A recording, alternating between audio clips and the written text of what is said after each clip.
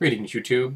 Yes, I know, I'm late to the party with this review, but my wife and I didn't get a chance to see it until last weekend when it hit the cheap theaters near our home. We just didn't have time when it was in the theaters first run. We were busy, and we got to see it at the theater where it was only $3.50 a show, so can't lose there.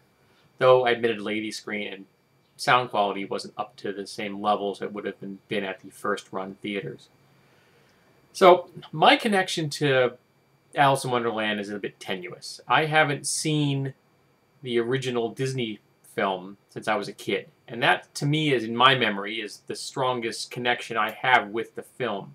That very vibrant, poppy, very, gay and lively version of the story. Though I actually have also seen an X-rated version that was made, I think, back in 1978. Starring a person that was in the movie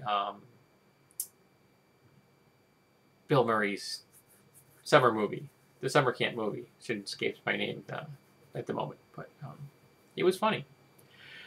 So in this version of the story, it's 13 years after the original. In the original, Alice was 7 years old when she visited Wonderland. Now she's 20. She's about to be engaged, though she doesn't know it as the film opens, to a lord. And her mother really wants this engagement to go through because her father's passed away and she's afraid that her daughter won't be able to secure a future where she'll be taken care of. So, as the moment arrives, she decides, I'm terrified of this concept, and runs away, down the rabbit hole, and back to Wonderland, or as the people there refer to it as the underworld. Now, she has no memory of having been there the first time 13 years in the past.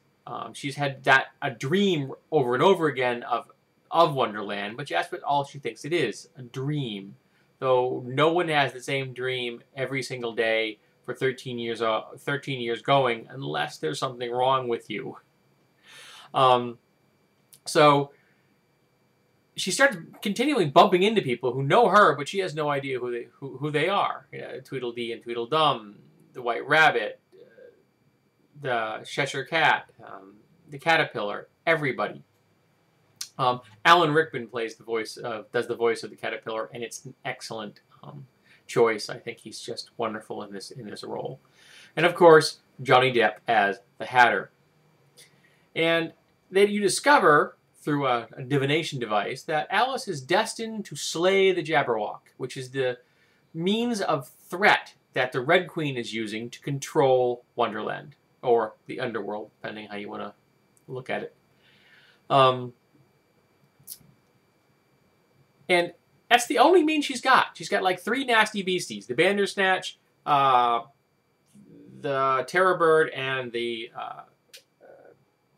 Jabberwock. And that's how she terrorizes people and keeps her control, and keeps her sister from getting back into control of the kingdom, the White Queen. So Alice finds out from the get-go that she's going to be destined to slay the Jabberwock. And of course she says, no, I'm not that, Alice. I don't want to do that. That's horrible, scary, kind of creepy thing. And yet she continues to go along with what's going in this place, finds the Vorpal Sword, returns the Vorpal Sword to the White Queen, dons the armor that she was made to fit her, picks up the Vorpal sword, hops onto the back of the Bandersnatch, and charges into battle, where, of course, she defeats the Jabberwock.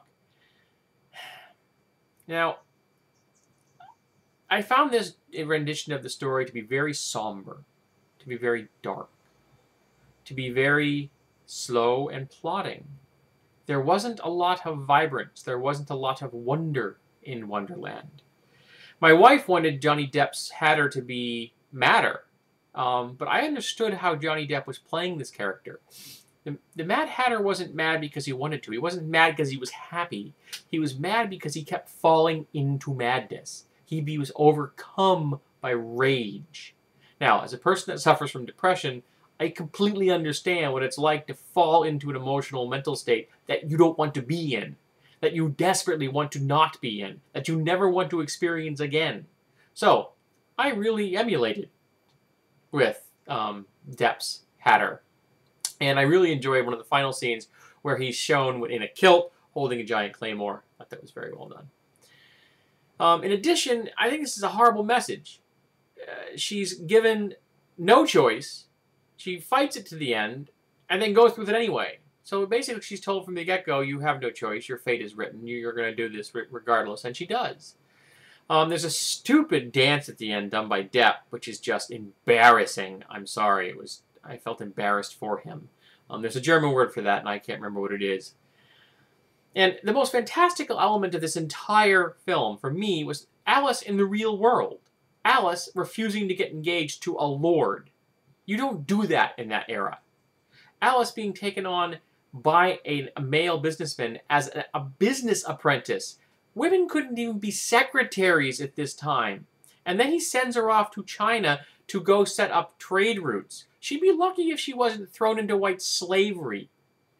The most fantastical aspect of this movie was in the real world, where her character was doing things that made absolutely no sense within the context of the society that she'd been raised in. So, I was disappointed with this. My wife was disappointed with it. Depp was a joy to watch. Alan Rickman was fun to listen to. I may get this on DVD if there's a commentary track so I can try to figure out what the heck the director really meant to do and his justification for making the choices he's made. But I can't recommend this movie. Sorry.